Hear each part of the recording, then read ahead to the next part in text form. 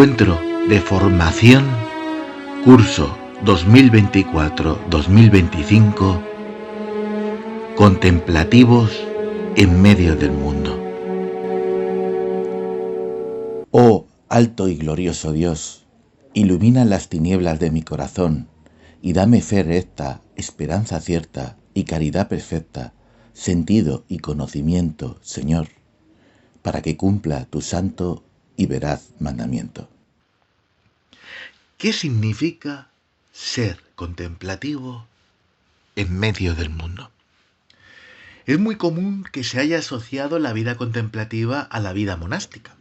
Es decir, se ha hecho de la contemplación una tarea propia de especialistas, una función exclusiva de los monjes y monjas, de esos hombres y mujeres que viven en un monasterio, profesan unos votos y una regla monástica, observan un horario muy definido y sus días transcurren en un clima de clausura, silencio, soledad y recogimiento.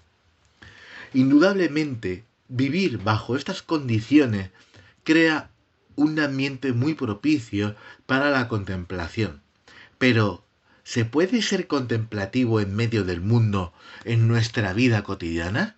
¿Y nosotros tenemos que renunciar a ser contemplativos? Incluso en la vida ordinaria, cuando alguien está tranquilo, vagueando sin hacer nada, se le dice de manera despectiva que se dedica a la vida contemplativa. Ser contemplativos entre las ocupaciones familiares y profesionales, los ruidos, los agobios, las prisas, las multitudes, el bombardeo constante de imágenes y mensajes publicitarios, el individualismo, hedonismo y materialismo que caracterizan nuestra sociedad, no es nada fácil ser contemplativo. Pero que no sea fácil no es imposible y hemos de aspirar a ello. Se denomina contemplación, espíritu de contemplación, del latín contemplatio, mirar atentamente, a un estado de intimidad con Dios y de profunda unión espiritual con Él, que permite a las mujeres y hombres que la cultivan ver a Dios, palpar a Dios. En la Biblia, cuando se habla de tocar, hace referencia al sentido más potente, el tacto, porque es el sentido que va en ambas direcciones, porque el que hace la acción de tocar recibe la acción de quien se siente tocado. Con lo que dejarse tocar por Dios es a la vez tocarlo, y es lo que aspiramos en la contemplación.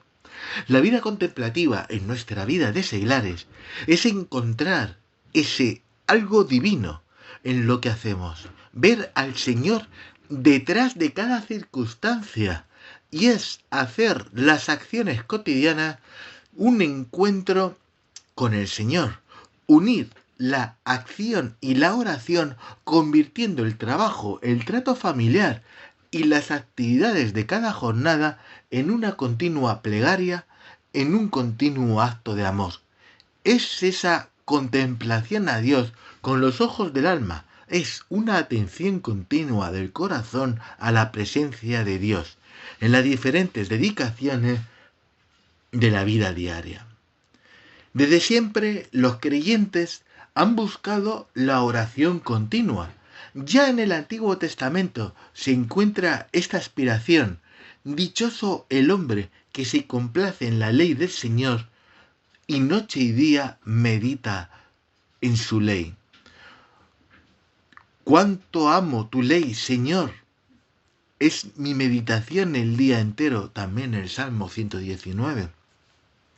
Al final los salmos expresan los sentimientos del hombre y de la mujer actual. Estas citas se manifiestan más aún en el día a día de un cristiano, donde muchos han querido responder a la llamada del Señor de orar sin interrupción. Con la pretensión de rezar constantemente, a estar siempre unido a Dios, en amor y adoración, Dios nos lleva a la delantera.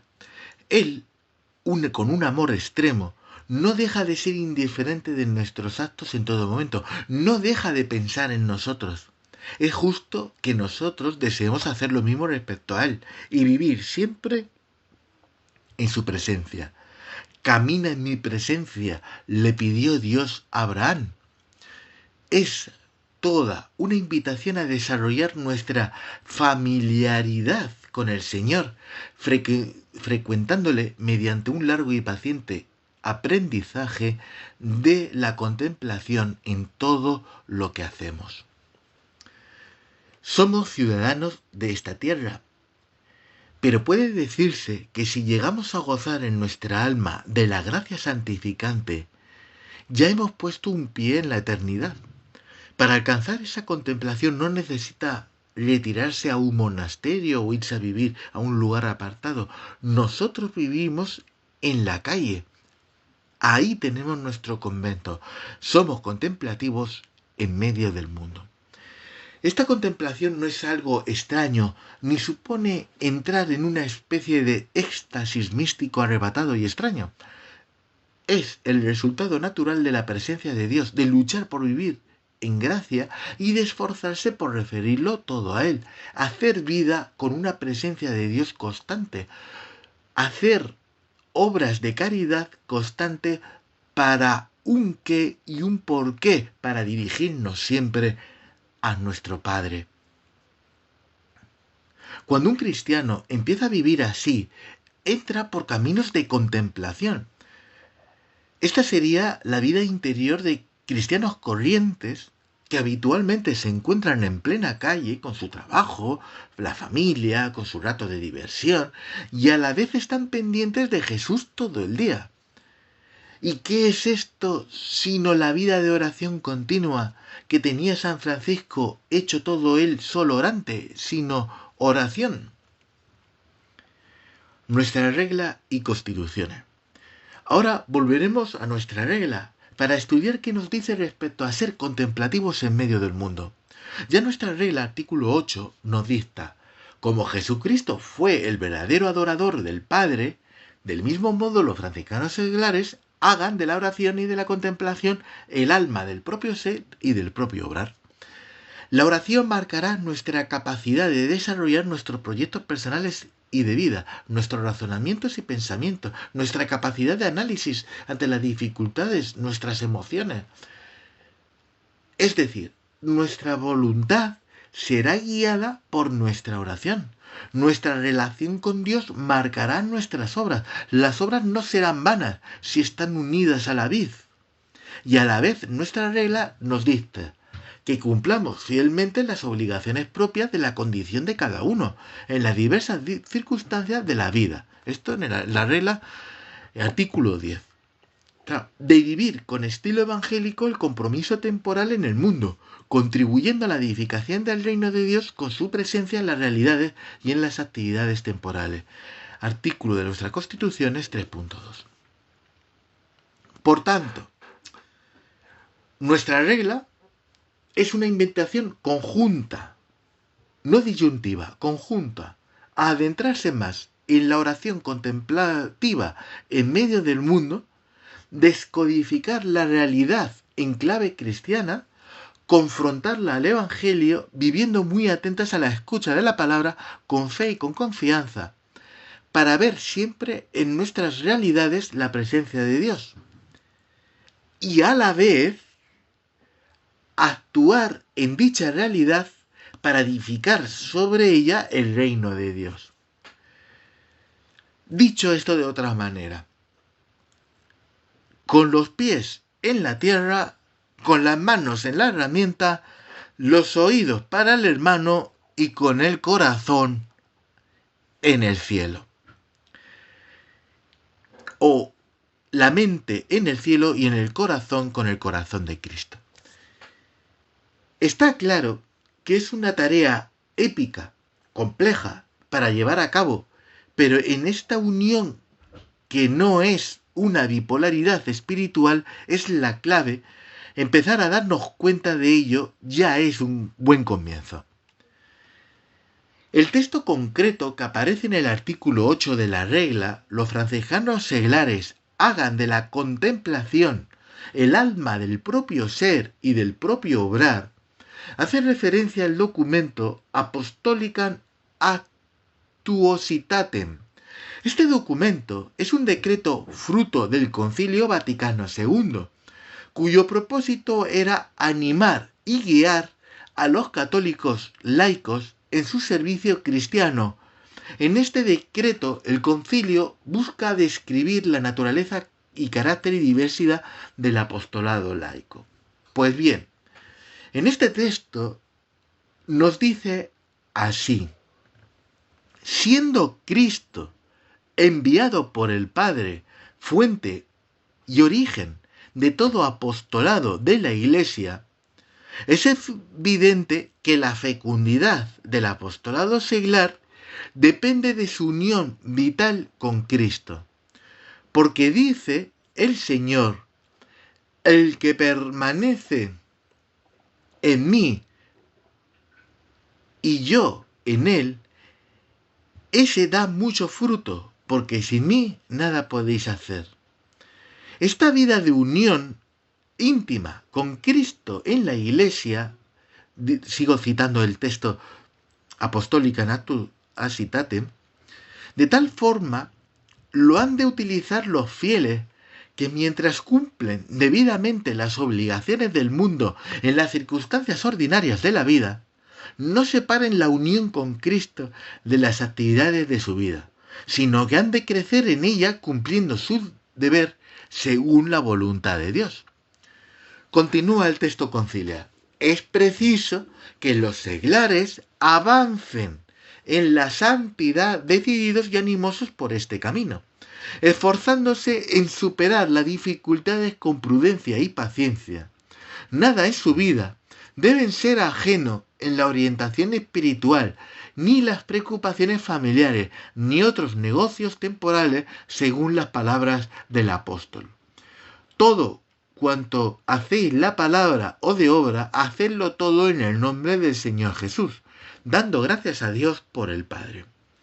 E incluye: solamente con la luz de la fe y la meditación de su palabra divina puede uno conocer siempre y en todo lugar a Dios. Tenemos que pensar, hermanos, que la Iglesia tiene necesidad de hombres y mujeres capaces de descubrir la presencia de Dios y la actuación de sus designios en cualquier lugar, como bien dicen nuestras constituciones, artículo 12, que en la vida familiar, en el trabajo, en la vida social, en el apostolado, en la vida sacramental de la Iglesia, que no quiere decir vida de sacristía, con nuestra oración hacer que sea la fuente de caridad y amor. Llegado a este punto, hay dos riesgos de comprensión erróneamente de lo que es la oración continua. Y además podemos tener presentes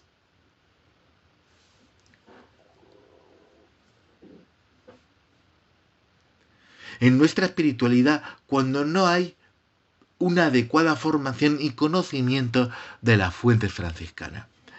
¿Cuáles son estos dos riesgos? Pues bien, está el riesgo de pensar que nuestra oración es una auténtica poesía espontánea. Hay fuentes de formación a los iniciados que indican que la oración franciscana se inspira en la misma vida, en la naturaleza, en las maravillas obradas para nuestra salvación, brota sin fórmulas preconcebidas, brotan espontáneas y vivenciales ante la belleza, el bien, el amor. Aun en una época tan técnica y materialista como la nuestra, la oración franciscana debe ser un canto improvisado alegre a Dios. Esto está extraído del libro Franciscanos Seglares Hoy, que tanto se ha trabajado en generaciones anteriores para la formación de nuevos franciscanos seglares. Encontrarte con esto expresa una inmadurez de nuestra espiritualidad, siempre caricaturizada, tan poética, dejándolo todo a un mero sentimentalismo, a una mentalidad algo hippie. Hay que tener claro que la oración se trata de encontrar a Dios y no solamente los sentimientos que nos suscita la presencia de Dios. Es indispensable gustar de Dios.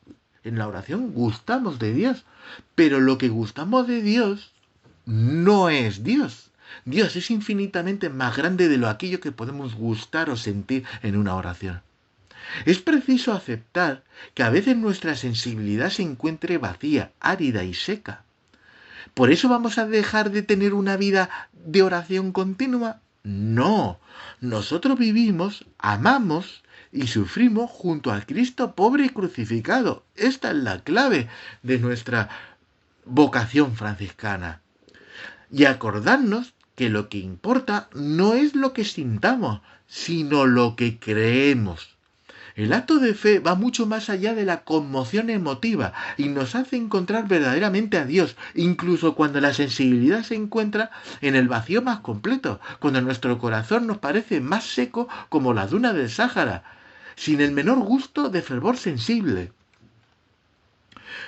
Por otro lado, si damos libre curso a nuestra espontaneidad, como decía este texto del libro franciscano Seglares Hoy, puede ser destructiva. Ojo, a ver si me lo explico bien, pues dicha espontaneidad no siempre está orientada hacia el bien. Estamos en constante conversión y nuestra espontaneidad necesita también curación y de una profunda purificación. A veces tenemos la lengua más rápida que nuestra cabeza y que incluso nuestro corazón. Ya lo sabemos. Nuestra naturaleza está dañada, lo que significa que hay una falta de armonía de nosotros, un desequilibrio frecuente entre aquello a lo que tendemos espontáneamente y aquello para lo que estamos hechos, entre nuestros sentimientos y la voluntad de Dios a la que hemos de ser fieles y que constituyen nuestro auténtico bien. Es decir, hay una poquita separación entre nuestros sentimientos, nuestra espontaneidad, a la voluntad de Dios. Nuestra vida de conversión constante es adaptar nuestros sentimientos, nuestra espontaneidad, nuestra forma de ser, que vaya coherente a la voluntad de Dios. El segundo riesgo, he dicho que había un primer riesgo, el primer riesgo ya he hablado con la inmadurez de caricaturizar nuestra espiritualidad franciscana y eso afecta efectivamente a nuestra oración. Y el segundo riesgo es que si pensar de la siguiente manera, yo esto lo he oído, yo no tengo tiempo de hacer oración, pero en medio de mis actividades, en mi tarea, etcétera, intento pensar todo lo posible en el Señor. Le ofrezco mi trabajo y creo que eso basta como oración. Ojo, cuidado, estaremos muy equivocados si ya con eso soy un contemplativo en el mundo. Es posible que el Señor pueda conceder la gracia de permanecer en íntima unión con Dios en medio de sus actividades, de modo que sea su única vida de oración, sin necesidad de otra cosa. ¿Puede conceder esa gracia? Dios lo puede conceder todo. ¿Pero es lo habitual? No. No es la realidad para la mayoría. Solo es posible llegar a esta contemplación en el mundo si a la vez hay por detrás una vida de oración, de intimidad con el Señor, fiel y perseverante. Es necesario, evidentemente, volver a Dios con la mayor frecuencia posible en medio de nuestras ocupaciones. Hermanos, hay que ser realistas. No es tan fácil permanecer unido a Dios mientras estamos inmersos en nuestras tareas. Por el contrario, nuestra tendencia natural es la que dejarnos absorber completamente por lo que estamos haciendo. Si no sabemos detenernos de vez en cuando, tomarnos unos momentos para no hacer otra cosa que no sea ocuparnos de él, de ocuparnos de nuestro Dios, nos resultará difícil mantener la presencia de Dios mientras realizamos cualquier actividad cotidiana. Nos hace falta una reeducación previa del corazón, una experiencia de oración, de recogimiento tan inculcado en nuestro ser, pues el medio más seguro es la fidelidad a la oración. Esta reeducación pasa primero por hacer que nuestros actos sean coherentes con lo que profesamos. Tener constancia de la presencia de Dios en todo momento. Y ayudarnos de ciertas pequeñas técnicas, que las iremos viendo también en este encuentro de formación, que nos pueden ayudar a facilitar, a tener la presencia de Jesús en mi vida constantemente. Lo mismo sucede en las relaciones personales. Respecto a este riesgo, ¿qué ocurre? Un hombre se imagina que ama a su mujer y a sus hijos, pero lleva una vida tan activa que no es capaz de dedicarles unos momentos a estar disponible por ellos al 100%. O ser un franciscano y no dedicar tiempo a su fraternidad son cosas incoherentes. Ni el padre ama a su familia si la deja abandonada, y el franciscano no es franciscano si no dedica tiempo a su fraternidad, independientemente de lo que ocurra en su fraternidad. Si el franciscano no dedica tiempo a su fraternidad, no puede ser franciscano. Sin ese espacio de tiempo gratuito, el amor se asfixia enseguida y si existe, es decir, si hay un espacio de tiempo dedicado exclusivamente, se dilata y respira en la gratuidad. Hay que saber gastar el tiempo en oración en favor de los otros. Con esta pérdida ganamos mucho. Es un modo de entender las palabras del Evangelio. El que pierda su vida la salvará. Ahora bien, pero tenemos que dedicarla a Dios. Si nos ocupamos de Dios, Dios se ocupará de nuestras cosas mejor que nosotros mismos. Pero tenemos que reconocer humildemente nuestra tendencia natural a estar demasiado apegados a nuestras actividades, a obsesionarnos y apasionarnos por ellas.